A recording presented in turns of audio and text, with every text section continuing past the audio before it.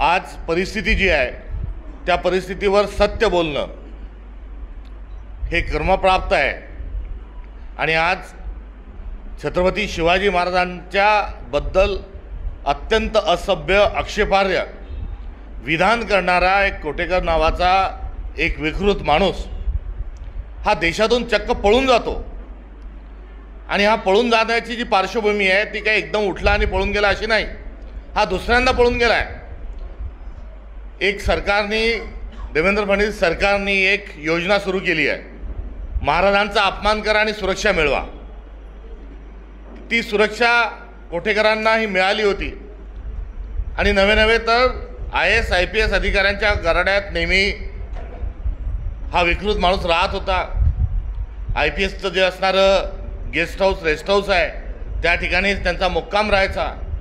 आणि पोलिसांशी लागेबंधे असल्यामुळे, आणि पोलिसांशी लागेबंधे का निर्माण झाले तर ते नागपूरकर आहे आणि गृहमंत्री देखील नागपूरकर आहे आणि दोघांचे हितसंबंध आहेत। आणि त्या हितसंबंधाची जोपासना करण्याकरता आणि गृहमंत्री आणि प्रशासन यामध्ये दुवा म्हणून काम करण्याचे देखील आमचा स्पष्ट स्वरूपाचा आरोप आहे। यांना सुरक्षा प्रदान केली महाराजांचा अपमान केल्यावर, पोलीस घराच्या समोर उभे राहिले आणि मागच्या दारातून हा पहिले पळून गेले। त्यानंतर कोर्टामध्ये काय झालं ते आपण बघितलं। आणि दुसरीकडे आता महाराजांच्याबद्दल अपशब्द व्यक्त करणारे विकृत माणसं यांना पोलीस संरक्षण देत नाही, याला यांच्यावर शासन कारवाई करत नाही। आणि दुसरीकडे एक नाहक जो औरंगजेबाचा जो मुद्दा उपसून काढला आहे आणि त्या मुद्द्याच्या पार्श्वभूमीवर काही प्रश्न निर्माण झाले आहेत की आपण औरंगजेबाची कबर उखडून टाकण्याच्या गोष्टी करता, तर तशाच अनेक द्रोही, समाजद्रोही, देशद्रोही प्रवृत्ती या महाराष्ट्रात दुर्दैवाने राहिल्या आहेत, देशात राहिल्या आहेत। तर इंग्रज हे देखील औरंगजेबा एवढेच जुलमी होते, औरंगजेबा एवढेच क्रूर होते। उद्या भगतसिंगांना स्मरण आपण त्यांच्या स्मृतीला करणार आहोत। त्या भगतसिंग, राजगुरू, सुखदेवांना फाशीवर देणारे, जलियनवाला बाग हत्याकांड याच्यापेक्षा एकापेक्षा एक मोठं क्रूर कृत्य ज्या इंग्रजांनी केलं त्यांचे हस्तक म्हणून वावरलेले राहिलेले बरेच लोक हे आहेत आणि विशेष करून महाराष्ट्रात आहे।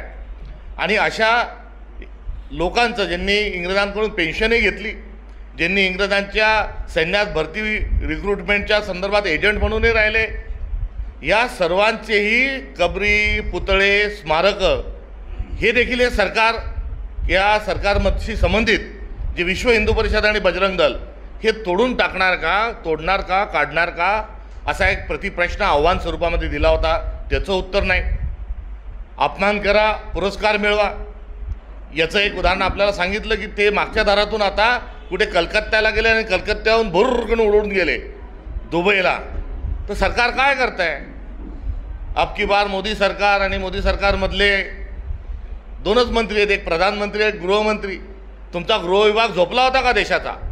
आणि शिवाजी महाराजांचा अपमान करणाऱ्या माणसाला आपण खुशाल पळून जाऊ देता? आणि हा पळून जात असताना माझा स्पष्ट आरोप आहे की महाराष्ट्रातील पोलिसांनी, ज्या महाराष्ट्रातल्या पोलिसांचं ब्रीदवाक्य आहे सदरक्षणार्थ आणि खलनिग्रहणार्थ, तर सज्जनांचं संरक्षण आणि खलाचा निग्रह करण्याचा जे खलत्व आपल्याला ज्ञानेश्वर महाराजांनी पसायदानात सांगितलं आहे की ते नष्ट करण्याकरता जे खळांची व्यंकटी सांडो, आता ते खलत्व सांडण्याकरता, धरण्याकरता, पकडण्याकरता आणि सज्जनांचं आणि पर्यायाने आपल्या संस्कृतीचं रक्षण आणि शिवाजी महाराजांचा अपमान करणाऱ्या माणसाला पळून जाण्याकरता पोलिसांची फूस होती, पोलिसांची मदत होती। आता ही पोलिसांना मदत करायला भाग देवेंद्र फडणवीसांनी पाडलाय का? हा एक प्रश्न आपल्या माध्यमातून या ठिकाणी मला सरकारला हा विचारायचा आहे।